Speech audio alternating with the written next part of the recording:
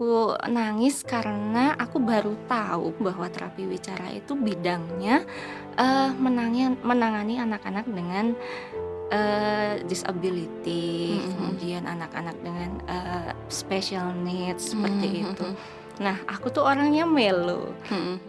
Assalamualaikum warahmatullahi wabarakatuh. Saya Pramita Intan. Selamat datang di Prem Talk.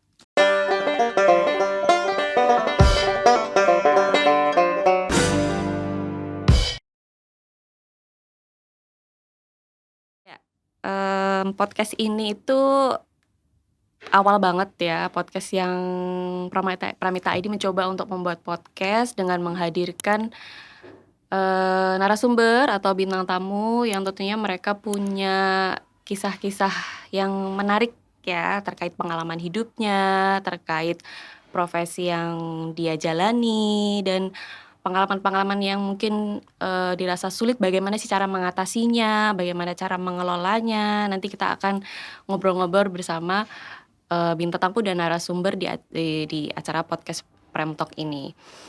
Nah, mungkin biasanya saya sebagai narasumbernya, tapi kali ini di podcast ini saya sebagai host yang nanti menemani bintang tamu kita atau narasumber kita untuk bercerita, yang nantinya dari cerita itu kita bisa dapet insight ya, atau pandangan yang lain, atau pandangan yang berbeda dari setiap manusia itu pasti punya ceritanya masing-masing. Nah, kali ini saya menghadirkan teman yang dulu tuh kalau keinget awal-awal bikin event seminar offline itu yang mau bantuin itu Mbak Nui ini gitu. Jadi saya rasa ya ampun, makasih banget gitu Mbak Nui untuk waktu itu mau membantu event offline seminar yang pertama banget Pramita ID bikin gitu, dan alhamdulillahnya walaupun nggak banyak banget pesertanya, tapi di situ saya senang banget sih karena bisa bermanfaat juga dan banyak antusiasnya juga. Jadi saya mau menghadirkan Mbak Nui di sini untuk ngobrol lagi, cerita-cerita lagi. Halo Mbak Nui, apa kabar? Halo Mbak Intan, alhamdulillah baik. Gimana kabarnya? Kita lama nggak ketemu, tiba-tiba ketemu langsung di podcast ya Mbak ya. Alhamdulillah. Sekarang lagi sibuk apa nih Mbak? Mungkin sebelum ngobrol lebih jauh lagi, mungkin bisa memperkenalkan diri dulu di sahabat Pramita ID. Assalamualaikum warahmatullahi wabarakatuh. Halo sahabat Pramita ID. Saya Nurul Laksmita, tapi nama bekennya Nuri. Saya adalah seorang terapis wicara di rumah sakit pemerintah di Yogyakarta. Oke. Mbak. Berarti masih ya Mbak ya, Iya. menjadi terapis di rumah sakit di Jogja itu masih ya Mbak? Alhamdulillah masih. Udah berapa lama sih Mbak? Saya dari 2017 Mbak di Jogja. Sebelumnya saya 2015 sampai 2017 pertengahan itu saya di Jakarta. Kemudian ada tawaran untuk di Jogja, saya akhirnya pindah ke sini dari 2017 sampai sekarang. Gitu. Berarti kira-kira udah berapa tahun Mbak? Ada 6 tahun ya, sekitar 6 tahun sudah. Lama juga ya Mbak ya, sampai Iya. berkeluarga juga Iya, di Jogja bener. ya. Ketemu jodoh juga di Ketemu sini. jodoh di sini. Tapi emang Jogja itu ini ya Mbak, asli Jogja nggak sih Mbak Nui? Saya Solo. Oh ya, asli Iya. Solo ya. Tapi rasanya Jogja sama Solo lebih lebih mana nih Mbak rasanya? Nyamannya sama ya, tapi apapun lebih murah di Solo kayaknya. Oh gitu ya. Karena Jogja memang mahal ya Mbak. Iya betul. Iya ya. Karena Jogja memang mahal. Nah, mungkin kita flashback dulu ya Mbak ya, dengan profesi Mbak Nui sebagai terapis gitu. Mungkin bisa diceritain nggak sih Mbak, kalau misalnya dulu tuh apakah udah punya cita-cita ke arah situ untuk pengen jadi terapis, atau apa ya, punya kenapa bisa terus akhirnya memilih jurusan terapis gitu? Karena kan maksudnya yang kita tadi ngobrol ya gitu, Iya. jurusan-jurusan itu kan pasti normatif ya, maksudnya jurusan-jurusan yang ya yang pada umumnya orang tahu ya itu gitu. Betul, Kenapa betul. sih tiba-tiba memilih jurusan itu? Apakah ada momen yang Mbak Nui alamin gitu yang terus akhirnya kayaknya aku mau ambil jurusan terapis gitu. Aduh panjang nih Mbak ceritanya. Jadi dulu saya di Solo itu tinggal di rumah dinas Mbak ceritanya. Jadi ayah saya kerja di rumah sakit juga milik pemerintah, kemudian kami tinggal di rumah dinas. Nah, di rumah dinas itu kan banyak tenaga kesehatan juga yang di sana kan. Saya lulus SMA, kemudian tetangga samping rumah itu bilang, "Mbak, ke terapi bicara aja," gitu. Saya nggak ngerti itu terapi bicara apa gitu kan. Terus kemudian beliau ini bilang, kita di rumah sakit baru butuh soalnya, kita cari-cari orang, nggak pernah ada gitu kan. Selalu apa namanya, nggak ada yang apply untuk ke sana gitu kan. Padahal pasien katanya tuh banyak banget gitu. Nah, saya tanya dong, "Emang terapi bicara tuh apa Tante?" Aku bilang gitu kan. Terus, "Ah, gampang, ngajarin orang ngomong," gitu kan. Lah aku pikir, "Hah? Ngajarin orang ngomong," gitu kan. Tapi kok lowongannya banyak banget gitu. Ya udahlah aku cobain. Aku coba tanpa cari tahu tuh sebelumnya terapi bicara tuh apa, dan ternyata Mbak, kampusnya itu cuma 10 menit dari rumahku dan aku nggak ngerti ada kampus di sana. Oh, Itu terapi oke. bicara gitu kan. Terus akhirnya daftar, alhamdulillah keterima jadi mahasiswa, dan setelah menjalani 1 semester itu aku nangis. Nangisnya Karena bukan karena kuliahnya sulit ya. Kalau sulit sih iya sulit, tapi bismillah bisa dijalanin gitu kan. Yang bikin aku nangis karena aku baru tahu bahwa terapi bicara itu bidangnya menangani anak-anak dengan disability, kemudian anak-anak dengan special needs seperti itu. Nah, aku tuh orangnya melo, gampang terenyuh lah untuk melihat situasi yang nggak seperti pada umumnya dilihat, ya kayak gitulah ya Mbak ya. Terus, aduh aku kuat enggak, aku bisa enggak gitu kan. Terus akhirnya aku konsultasi tuh sama orang tuaku, gimana lanjut enggak gitu.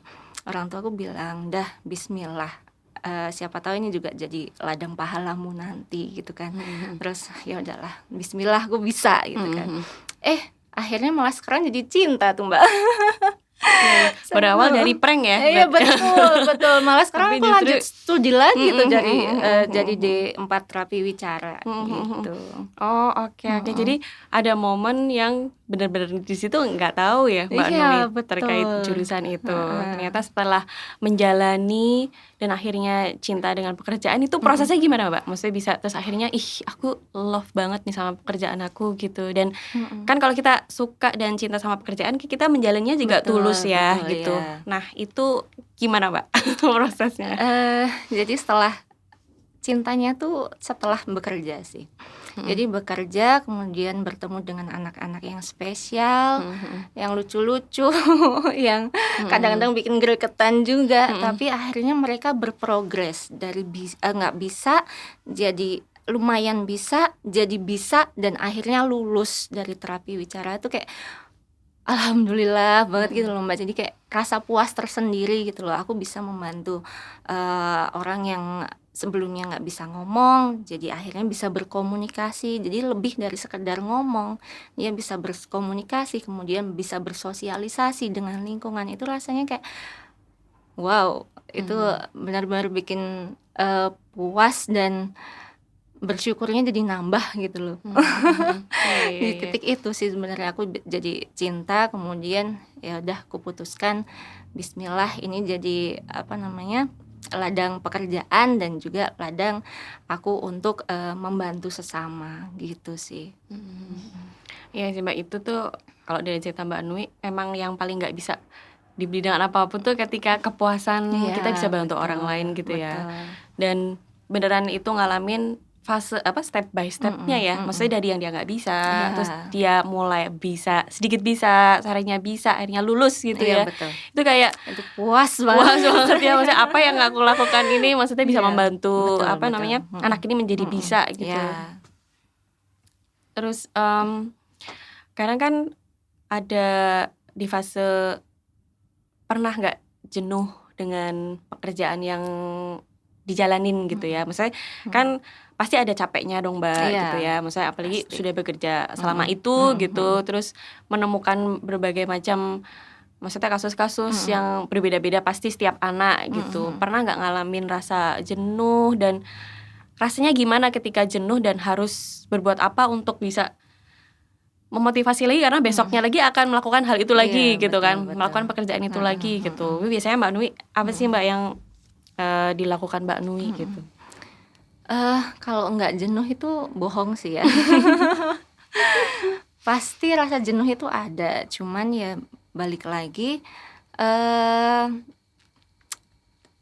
harusnya gimana ya, sudah menyadari tanggung jawab itu yang pertama. Mhm. Tanggung jawab bahwa, ada banyak anak-anak yang, apa namanya, sudah mempercayakan gitu loh, orang tua yang sudah mempercayakan anaknya ke kita untuk kita latih gitu kan. Kalau Mhm. kita jenuh, ya sudah mundur sejenak, healing. Kalau bahasa sekarang kan healing ya, Mbak, Mhm. ya. Ambil liburan mungkin 1-2 hari, habis itu besoknya udah harus semangat lagi gitu. Biasanya aku pelariannya kayak gitu Mhm sih. mhm. Jadi kayak ambil Mhm, jeda iya untuk betul. apa ya, istilahnya healing gitu ya. Heeh.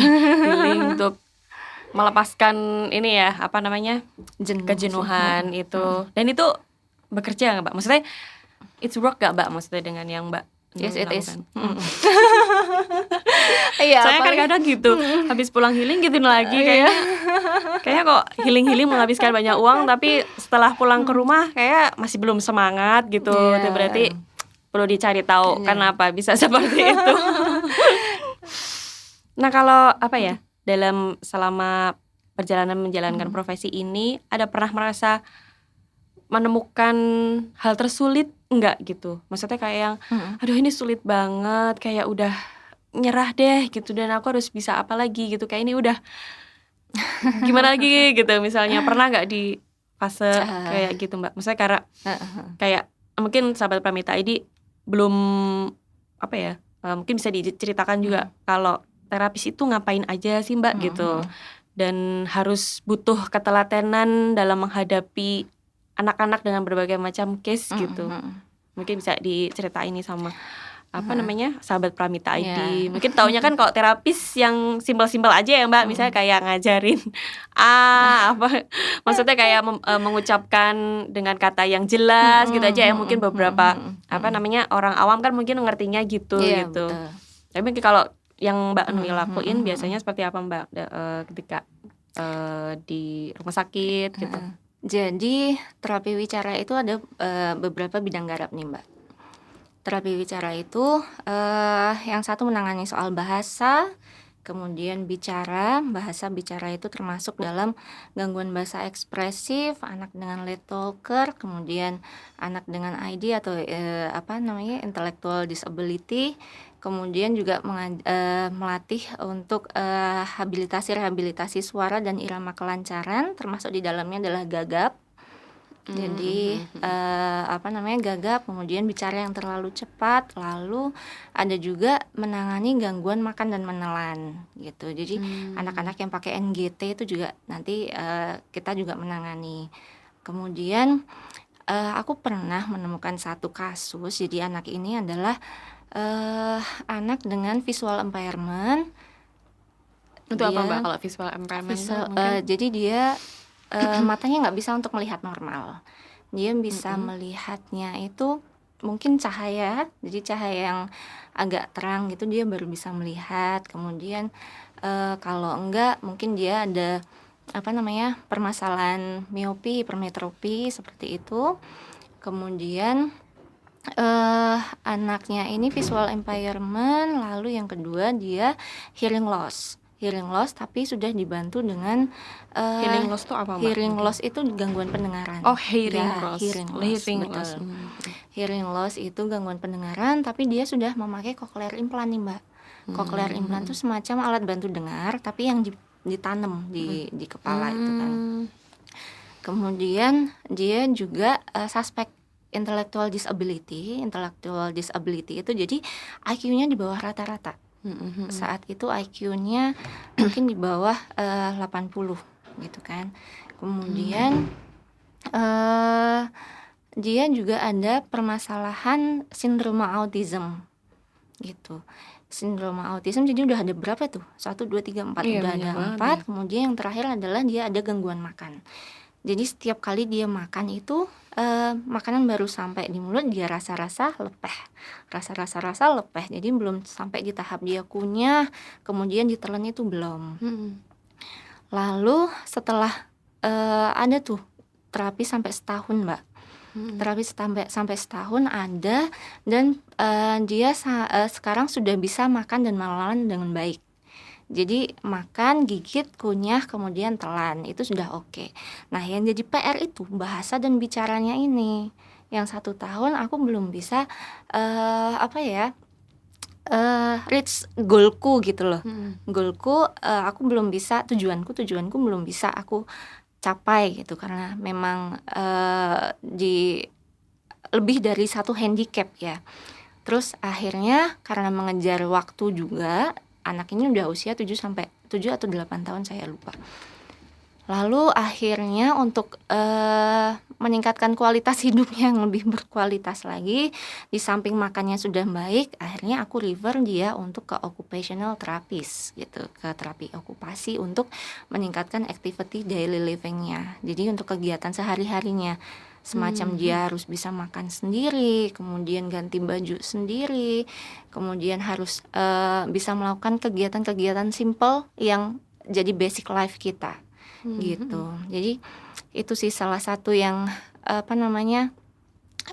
aku tidak menaruh ekspektasi yang terlalu tinggi gitu loh ke anak ini gitu, karena memang kondisinya yang seperti itu. Jadi nggak semua yang masuk ke terapi wicara itu masuk terapi ngomong. Jadi nggak selamanya seperti itu. Jadi lihat case by case, kondisi anaknya seperti apa, kemudian handicapnya juga seperti apa, terus basic life supportnya juga seperti apa gitu.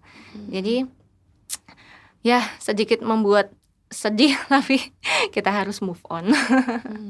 Gitu, Berarti Mbak. kan kalau dari ceritanya Mbak Nui tadi, setiap case anak tuh pasti caranya lain-lain ya, Mbak? Iya, betul. Ya. Jadi misalnya kayak kalau misalnya hanya kurang stimulasi, mungkin dengan terapi yang seperti apa, Mbak, biasanya? Tergantung sih.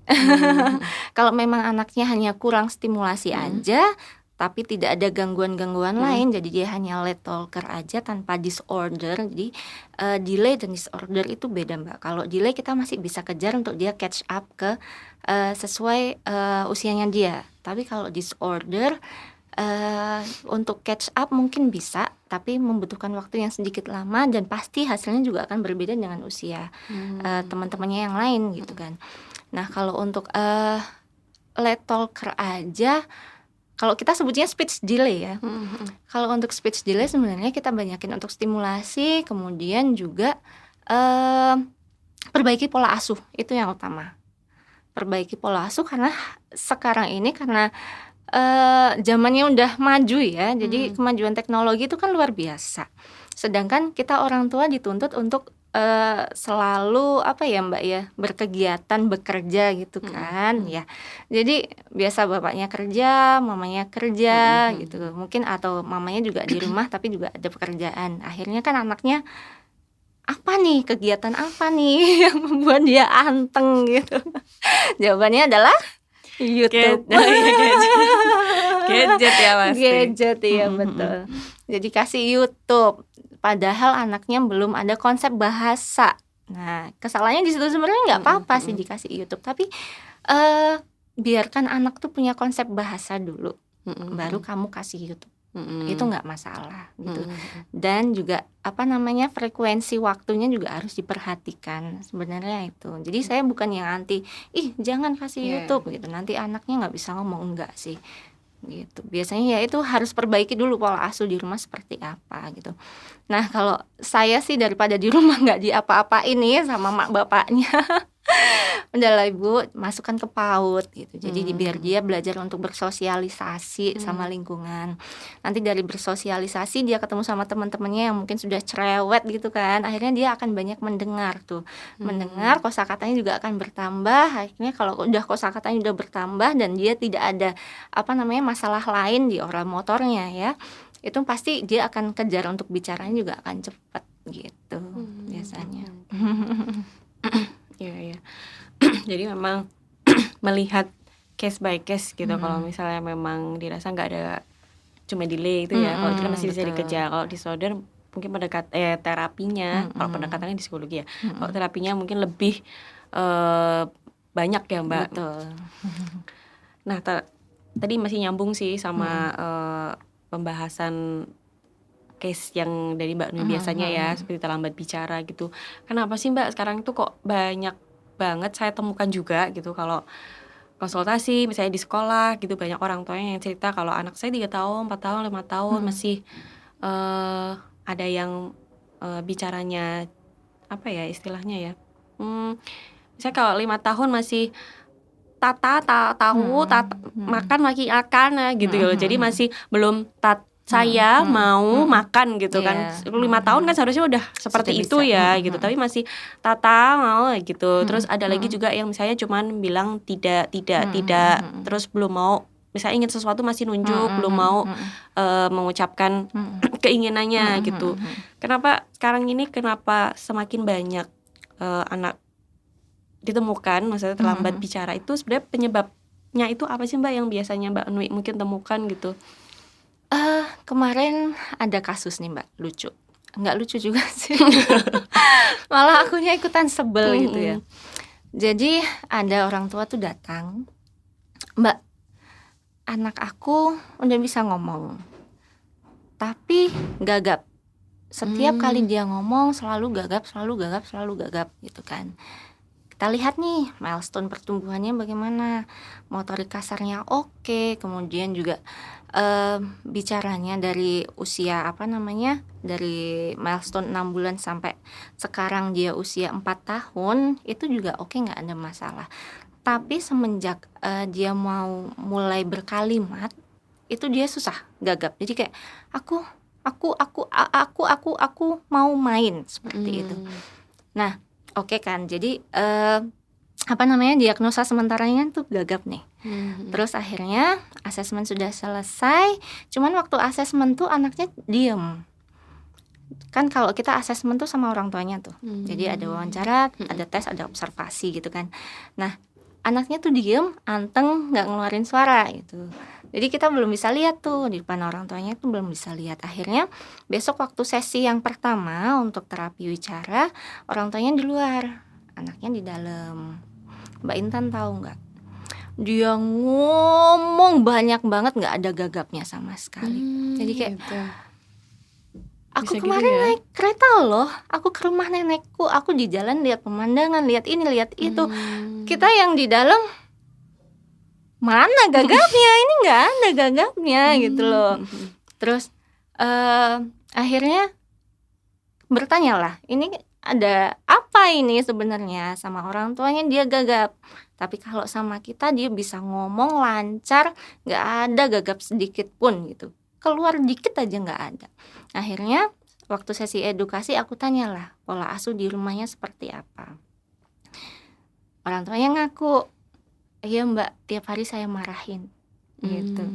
Kemudian ayahnya bagaimana gitu kan.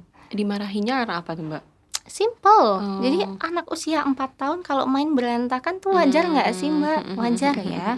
Kalau main kemudian berantakan, mungkin nggak diberesin kayak gitu kan, benar-benar wajar. Jadi kita tugasnya kan mengarahkan, ayo deh diberesin dan lain sebagainya. Kemudian anaknya mungkin main yang tidak sesuai dengan keinginan orang tuanya atau melakukan kegiatan tidak sesuai orang tuanya, marah gitu kan. Kemudian ayahnya pun juga seperti itu gitu. Jadi di rumah almost tiap hari dia dimarahin gitu. Akhirnya kalau dia mau ngomong udah takut duluan nih gitu kan, karena dikit-dikit apa-apa dimarahin gitu kan. Mau ngomong takut, akhirnya berujungnya ke gagap. Ngomong takut, akhirnya berujung ke gagap lagi kayak gitu. Memang gagap itu memang sebagian besar memang masalah psikologis sih Mbak masuknya. Gitu. Jadi ya kembali lagi pola asuh di rumah itu seperti apa gitu. Itu yang saya tekankan ya. Karena kita Kalau menurut saya kita sudah, memutuskan untuk menikah, kemudian memutuskan juga untuk, nggak child free, memutuskan untuk punya anak, kita udah tahu nih tanggung jawabnya seperti apa sih, gitu Mhm. kan. Jadi menurut saya selesaikanlah dulu dirimu sendiri sebelum kamu menikah dan punya anak, gitu Mhm loh, Mbak. mhm. Heeh, Iya iya. jadinya karena sangat-sangat ngefek sekali ke pola, perkembangan Mhm anak mhm gitu. mhm. Bagaimana kita cara ngasuh, polanya seperti apa, kemudian hubungan komunikasi antara suami istri itu seperti apa, ayah ke anak bagaimana, ibu ke anak bagaimana gitu. Karena memang banyak case-nya yang saya temui seperti itu. Jadi ada Mmm. masalah tentang pola asuh, lagi-lagi ke pola asuh, Mhm mhm. gitu.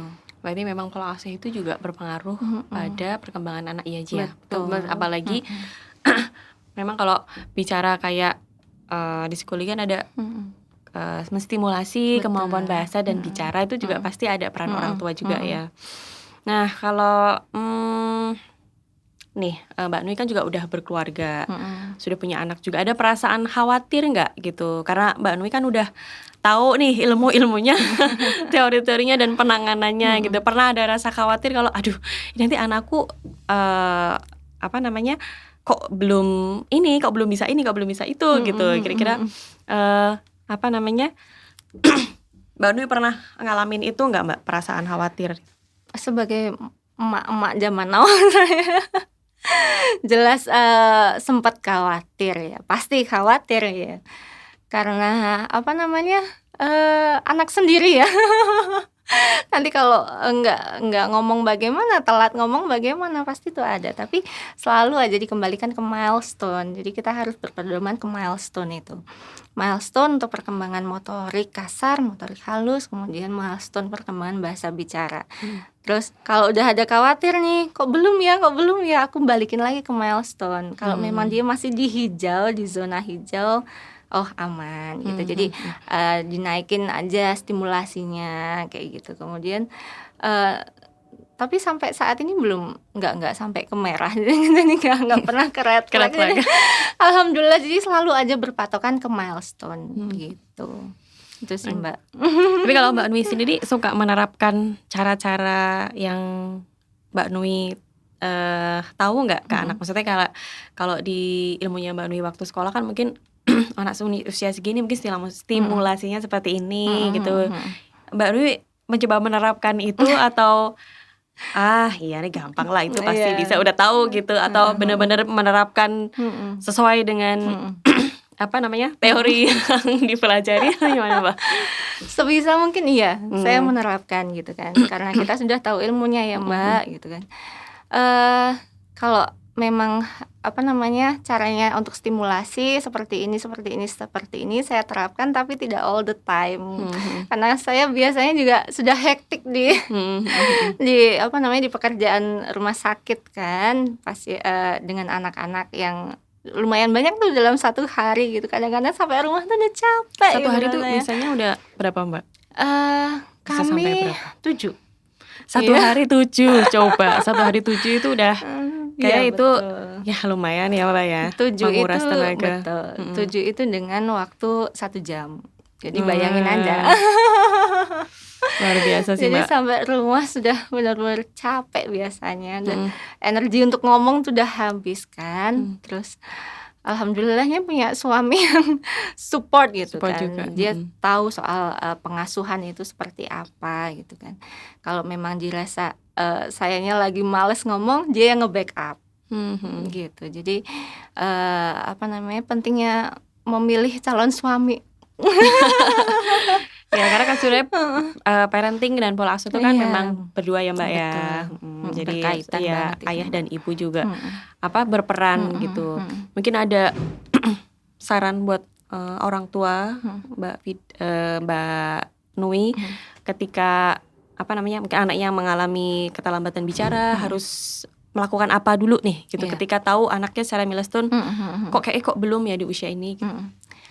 Eee, jadi pesan saya kalau memang, ada tanda-tanda anak, ada keterlambatan, jangan ditunda-tunda gitu, mau sampai kapan gitu kan. Kan biasanya orang-orang bilang, alah nanti juga bisa kejar Iya, sendiri, nanti juga betul. bisa catch up sendiri gitu.